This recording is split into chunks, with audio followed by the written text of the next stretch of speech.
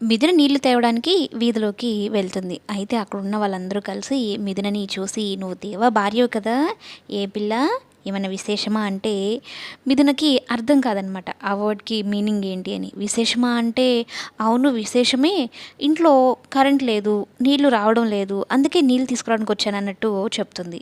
"అది కాదే పిల్ల నీళ్ళోసుకున్నావా ఏంటి?" అన్నట్టు అడుగుతూ ఉంటే, "కరెంట్ లేదు కదా! స్నానం కూడా చేయలేదు. ఇప్పుడు నీళ్ళు తీసుకొని వెళ్ళి స్నానం చేస్తానన్నట్టు మాట్లాడుతుంది. ఈ కాలం పిల్లలకి ఏమీ అర్థం కాదు అని పక్కనున్న ఒక ఆవిడ చెప్తుందనమాట దానికి మీనింగ్. నీళ్ళేసుకున్నావా అంటే నెల తప్పావా అని అనడంతో మిథున ఒక్కసారిగా సిగ్గుపడుతుంది. దేవాని ఊహించుకుంటూ ఉంటుంది, సిగ్గుపడుతుంది. ఇక మిథున సిగ్గు చూసి వాళ్ళు కూడా నవ్వుకుంటూ ఉంటారు.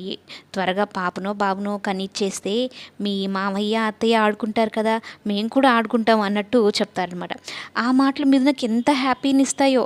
ఒక్కటే నీళ్ళు బోర్ కొట్టుకుంటూ ఆ నీళ్ళని చూసుకుంటూ దేవాని గుర్తు చేసుకుంటూ ఉంటుందన్నమాట. దేవాతో పెళ్ళైన విషయాలు అంటే అనుకోకుండా జరిగింది కదా అది, ఆ తర్వాత తను ఇష్టపూర్వకంగా బస్తీ వాసులందరూ పెళ్లి చేసినప్పుడు ఇవన్నీ గుర్తు చేసుకుంటూ ఉంటుంది. అయితే సంతోషంగా ఉన్న మిథున విషయంలో ఈ భాను వచ్చి, "ఇప్పుడు చూడు దీంతో ఎలా ఆడుకుంటాను" అని. "ఏంటి? అయ్యో నీకు ఇన్ని కష్టాలు వచ్చాయి, మీ ఇంట్లో ఎవరు అనేలాగా ఉండేదానివి, ఇప్పుడు చూడు నీళ్లు మోసుకుంటూ వీధుల వెంబడి తిరుగుతూ ఉన్నావు" అంటూ బాగా ఏడ్పిస్తూ మాట్లాడుతుందనమాట. అయితే మిథునకు బాగా కోపం వచ్చినా కూడా ఏం మాట్లాడదు. "ఇది నా బాధ్యత, కోడలుగా నా హక్కు" అంటుంది.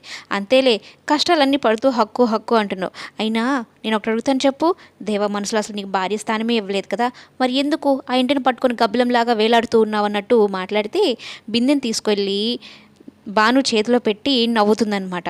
"కాసేపు కూడా ఈ బిందెని మోయలేకున్నావు, మరి నీకెందుకు ఇంకా మరలా బిల్డప్ మాటలు? అయినా దేవ నాకు మనసులో స్థానం ఇవ్వలేదు అన్నావు కదా, ఇవ్వకుండా నన్ను ఇంట్లో ఉండమన్నాడా, ఇంట్లో ఉంటున్నానా" అంటూ చెప్తూ ఉంటుందన్నమాట. ఆ తర్వాత బిందెని తీసుకొని ఇంకా చూస్తూ ఉండు, దేవ మనసులో స్థానం ఎలా గెలుచుకుంటానో తనంతట తాను నోటితోనే ఎలా చెప్పిస్తాను అంటూ ఉంటే అప్పుడే దేవ వస్తూ ఉంటాడనమాట. "చూడు నిరూపించమన్నావు కదా తన మనసులో నా స్థానం ఉంది అని, ఇప్పుడు నిరూపిస్తాను చూడు" అని దేవ అంతటి దేవ అని వచ్చి ఈ బిందెని తీసుకొని ఇంటి దాకా తీసుకొని వెళ్తాడు అని మిథున ఈ భానుతో ఛాలెంజ్ చేస్తుందనమాట. ఏంటి దేవానే ఈ బిందెని తీసుకొని వెళ్తాడే అంటే ఓ నవ్వుతుంది. "చూస్తూ ఉండు" అని అయితే చెప్తుందనమాట. దేవాని ఆల్రెడీ గ్రిప్లో పెట్టుకుంది మిథున, ఎందుకంటే భయపెడుతూ ఉంటుందన్నమాట. మరి ఇప్పుడు ఖచ్చితంగా బిందె తీసుకో దేవా అనగానే తీసేసుకుంటాడు భాను.